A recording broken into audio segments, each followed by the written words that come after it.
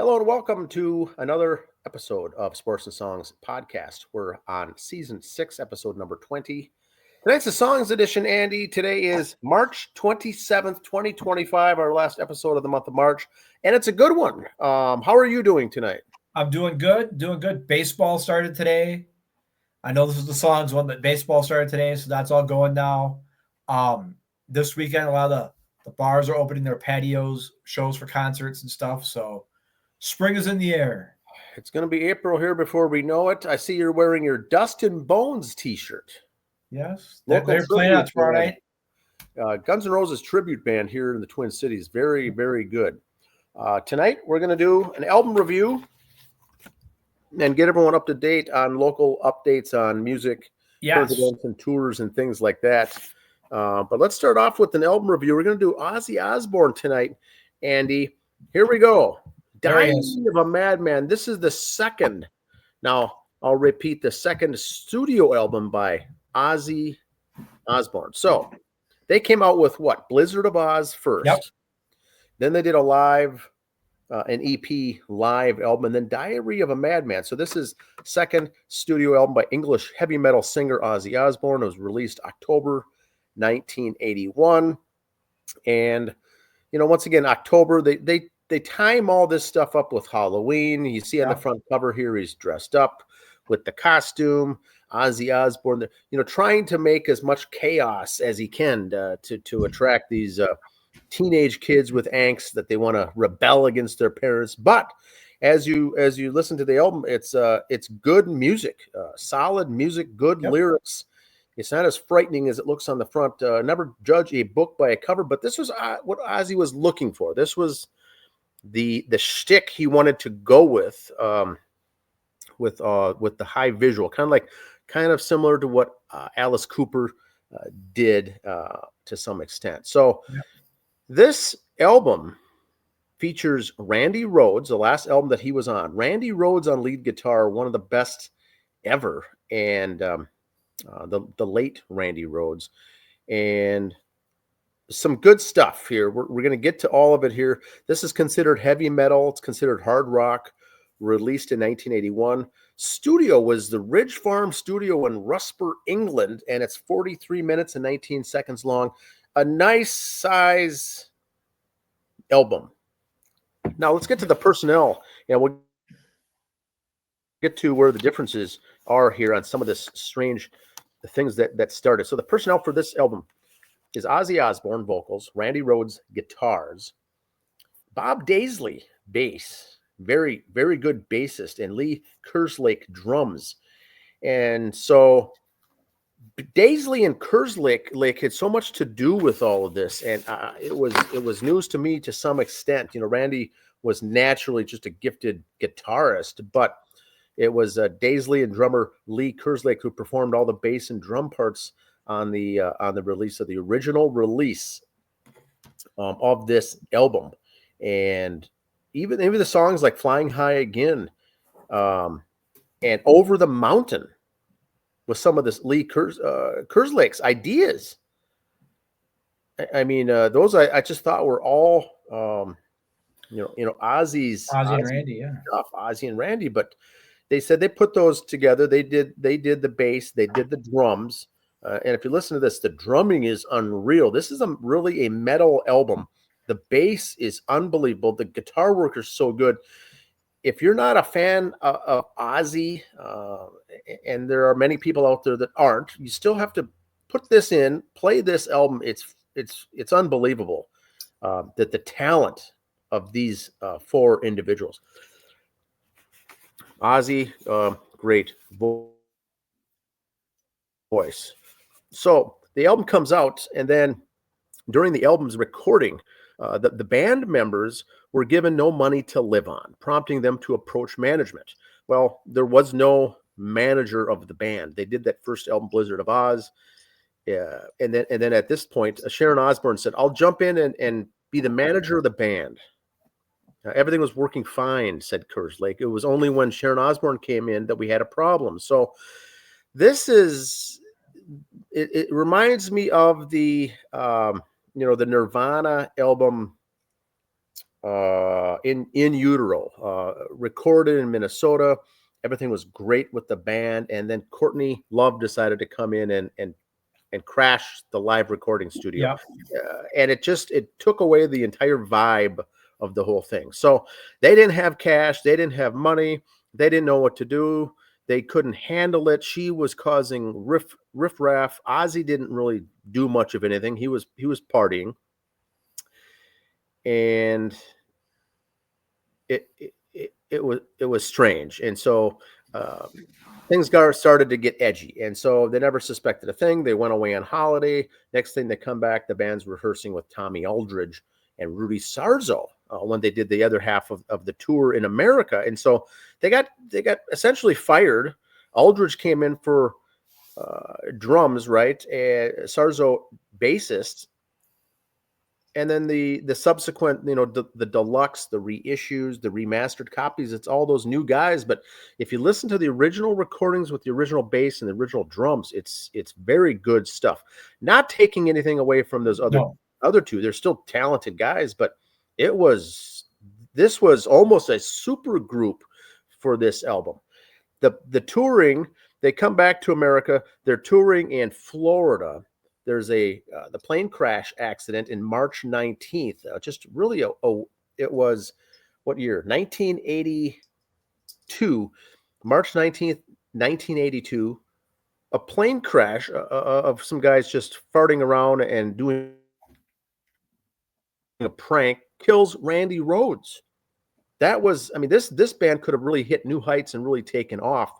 But they had the problems with the band, with the bass and drummer. Sharon Osbourne comes in. Things got awful. Randy Rhoads gets killed the next March. And so that was 1982. So what are we at here? 25. That was 33 years ago. Yeah. Years ago last week was that accident. Just north and west of Orlando, Florida. And it killed them. So very interesting that this I just think the talent that these guys had. Let's get into the songs, the track listing. Song number one of my favorites, Over the Mountain. Yep. Good Next song, Flying High Again. Very, very good song. One of my top two favorites from these guys. Song 3 is You Can't Kill Rock and Roll. Song 4 is Believer. Song 5, another one of my favorites, and probably yours too, Andy, Little Dolls. It flies below the radar. It's a deep track, but really, really good. Next song is Tonight. Now, Tonight, Andy, is what I would call a power ballad, right? They didn't have those really in the day, and this was breaking new ground as well. A slower song called Tonight. It got really the mainstream. It got more mainstream, some more play on the radio. The next song is Sato, Sato. And the last song is Diary of a Madman. Another very good, almost a tremendous song this is. Now, the lyrics, I double-checked today. It talks about bipolar, manic depressions, things like that. Almost, was this a precursor, Andy, to Quiet Riot's Mental Health? Well, Mental Health, Come On Feel the Noise, and the first two Quiet Riot songs actually were cover tunes of Slade. So, okay, I see. But it gets into the whole mental aspect and in dealing with mental problems and things like that. So I thought maybe it had some connection with the album cover with Quiet Riot or something. But this was 1981. So, we were 11 years old. Yeah. Did your brother or you have this album on LP? He did, yes. He did. Okay. He had the I think that was at the time it was the got the album from Columbia House. Okay. Recorded that he didn't like it, returned it, type of thing. But yeah. Got it. So in 2002, they did a reissue with the bonus track, I Don't Know, a live version of I Don't Know. Very good song there too. Another very good song. So they had the 2002 reissue Controversy. And so they went to reissue this, and this was in 2002, 2002. So 20-year anniversary, really. They went to reissue it, and issues with Sharon and Ozzy again resulted in Daisley and Kerslake now suing. And so now there was a lawsuit dealing with the songwriting credits and royalties. And I don't know. I don't want to get into too much here on the show, but it got to be messy. It got to be sloppy, and so it put a dent in a very good album. Um, Now on the cover art, it shows the album cover features Osbourne's son Louis to his side. Yep. Louis Osbourne. If you look very closely, I didn't even know there. Actually, I don't think I even knew there was a kid in the background there. Osbourne posing with theatrical makeup. This is torn right out of the pages of Alice Cooper. This was all shock rock stuff, hoping to get parents not to like it and the kids wanting to go to the store to buy it. The music itself is very good. The songs are all very good. This is listed. I gotta find the quote. This is listed as, you'll like this. In 2017, the list of 100 greatest metal albums of all time came out, and they listed this album as 15, number 15. Do you agree with that, Andy? Wow. Yeah, I can see top 20. Yeah. And Because again, like I said, it was so ahead. Like I said, what could they have been if Randy Rhoads didn't die? And this was that whole genre of guys. What could have Ozzy's solo career been if Randy Rhoads had lived? What could Metallica have been if Cliff Burton didn't die? What could this band have been if so and so didn't die in a tragic accident? So they were just tipping the iceberg, if you will. It's Randy Rhoads' guitar on the reception of this album was very, very positive because he has a neoclassical guitar work received much praise from Randy Rhoads. I don't know. It's just fantastic stuff. Great music. And if you listen to the whole album, just again, listen to that bass and the drums. Of course, we listen to Randy Rhoads' guitar work as always, but I like it. Here's the songs that were released. Flying High Again, a song about marijuana use. Flying High Again, that was October of 81 was the first release. Then Over the Mountain, and then Tonight. And so they waited till 1982, released Tonight, which was almost that feeling of a power ballad or a slower, commercial-friendly, radio-friendly song that you hear more of nowadays. But other than that, this is a metal album. Yep. I thought it was I couldn't believe the work with Daisley and Kerslake, the work that they did on this. They even got into the studio and recorded this stuff with Bob doing the vocals of Kerslake, doing the vocals before Ozzy even came in to do it. They had it down pat, the song, the melody, and the recording, and they brought in Ozzy at the end. Ozzy's got great vocals, of course, on this, but overall, very good. Too bad Randy Rhoads died. That was 32 years ago. Yeah. And who knows what could have come from this. But, I didn't have it. I didn't own it. I was not a big Ozzy guy till later on in life. I became respectful of his work. I really liked his stuff, but I was not a fan back in the day.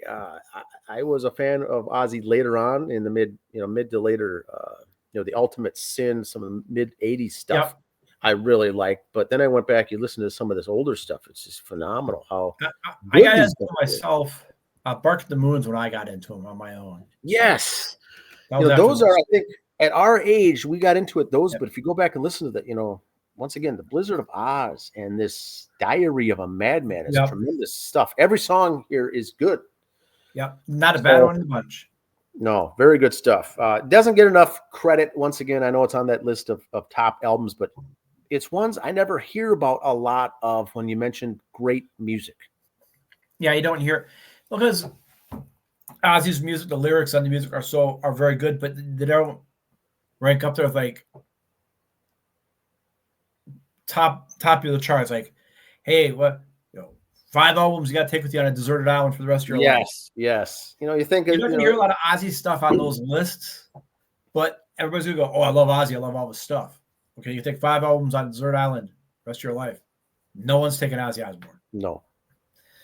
So Yeah, there's several YouTube. I looked up some YouTube videos where fans have gone to that crash site. To this day, it's still a location out there that used to be kind of a farm area, farmland in central Florida, I'll call it. But that's where it went down. It clipped that bus. They stopped in after a bus broke down, and they went to another bus dealership or a Greyhound bus that did repairs. They stopped in to get the repair work, and Ozzy was sleeping in the bus. And hey, hop in and take a ride on this airplane. Sounds good. Well, it clipped the wing of the bus, and it flipped over and landed on the house and burnt down the house. Body parts were it was a real gruesome deal, but Randy Rose was in there along with 2 others, 3 people killed. Terrible. That's it for today. All right, here's what I got for my stuffs, if you will. Here are the songs edition. Let's see what I got going here. Hold on. Technical difficulty here. There we go. ZZ Top, they are on tour. They're going to be coming here soon. But Frank Beard, the drummer, has been taking a leave of absence from the band for unspecified health procedure. Okay. So I don't know what's going on, if he needs a ingrown toenail taken out, if he's got kidney transplant. I have no idea. They just said health procedure. So it can't be anything too major. They are still touring, but he is not going to be with them for a while. So best to Mr. Frank Beard. Speedy recovery, sir. The Hybrid Theory, Linkin Park tribute, special guest, Seattle Rain at Floyd's Bar in Victoria, May 30th. It's a Friday night. That, awesome. Nice location there. Here's some of your next few shows for our friends at Hairball. Prior Lake this Saturday at Mystic Lake Casino. That's the local show. Then they are in California and Vegas and California next week. So they're in Ottumwa, Iowa. These guys get around. Maybe Radar O'Reilly will be there. Once Bitten, guys from Great White and from Jack Russell's Great White solo bands coming together at Medina April 4th to play some Great White music. Like it. Field of Bands. Here's one coming up, thing featuring the music of Steven Adler. Nice. The drummer of Guns N' Roses. Arch Allies opening up, so they'll be coming up here. Watch for more of that coming September 20th. That should be interesting.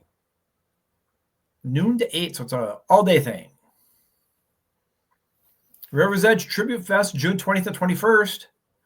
Friends of the show all over the place on this one here. Metallica, Cowboys from Hell, Kissin' Time, Motor City Head, Queen of the Reich, and Mad Company on Friday. Saturday, Old Voltage, Fool Fighters, Dust and Bones, Cobb, 2 Minutes to Maiden, and Legacy of the Loud. Nice. That's kind of the, don't want to brag and say that's kind of like the championship weekends, AFC and NFC championships, those 2 days. They got the best of the best there. Yeah, that should be a fun deal. Mid to late June on the river. Super fun. Yep. There we go. So there we go. Order your Mad Alice shirt if it's not too late. Check out their Facebook page. Get it there. Order your t-shirts. Support local music there. Their tripod. All right. Soapbox time. Okay. Really, you need to do more shows. Really? Oh, I saw this. Andy, I thought of you. I like their older stuff, but I've lost so much respect for them. I mean, Gene's doing a solo show and solo tour, canceling shows left and right. Now we know why. I don't care if it's 3 days in Vegas. How many times are you going to come back for 3 more shows? Come back for another stint in Vegas for a month? No, I'm so tired of this. I love the old music. I love the band, but I'm done. Yeah. Ever since it went back to makeup again, I've lost all interest in them. Same here. I would not be interested. I don't know. Put new music out since then. I have not bought it. I've not listened to it. I don't care. I don't know if I was in Vegas if I would go and pay ticket to see the show. Right. Yes, it'd be good. I'm sure it would be good, but like you say, Yeah. it's better to put a stamp on it and call it good. Move on, move ahead. Yep. And the homework assignment. Go back and check these 3 artists out. Just to appreciate women in rock, what they did back then. Debbie Harry, Susie Quattro, Joan Jett. Go listen to what they did. People went to see them for their talent. Not what you get today, for their talent. That's your homework assignment. Really, any woman of rock from the 70s, early 80s. Talent is how they made it. Speaking of talent, Andy, I didn't mention this to you, but I did finish reading the book on the life, the biography of Kristen Pfaff. Spent some time in Minnesota. She was part of the band Hole. Died in Seattle, and I finished that biography on her. Very well done. Talk about talent. Yes. And not all this fancy stuff on stage. No twerking. This was a gal that commanded the stage for the band Hole. When you have Courtney Hole right there, Courtney Cox. No, not Courtney Cox. Courtney Love. Courtney Love and Hole, the band. All the attention is on her, and the bassist is getting the attention. Tremendous musician, classically trained on the cello, and became a great bassist. But died in Seattle after a month after Kurt Cobain. Her autobiography, I'll make some more posts on that, is out there available to read. Little trip in the Wayback Machine here. We've talked about this band before, mentioned this before, but when they came out, at the time I was 18 years old, 17 years old, I thought, man, that much old farts there. In 1988, Jeff Lynne was 40, Roy Orbison 52, Dylan 47, George Harrison 45, and Tom Petty 37. I was 18. I thought they were the Wilburys, all the old timers getting back together. Orbison was. I'm older than Roy Orbison is now. In 18, these guys are all a bunch of old duffers. I love when they put the ages on these because, And I'm older than that now, and I just go, wow, I apologize to you all for that. So there you go. Just to think back when they were the Traveling Wilburys in '88, that's like, oh, it's the senior tour getting one last band together. Man, no, they're still good. Wow. That's what I got, man. That's everything. Good stuff. Like you said earlier on the show, this time of the year is fun. Springtime will be rolling in here in Minnesota. We've got one more weekend of some bad weather, I think, and then the outdoor patios will open up, and we'll be getting some good weather again. Take advantage of all the great bands, the local bands here in town that are we have lucky to have is what I should say. Tomorrow night out at Shakopee Bowl, we will be there for Sugar Buzz. Sugar Buzz, yes, performing. That'll be a great show. It should be full, sold out, packed, whatever you want to call it. We'll be there, and we'll get there early.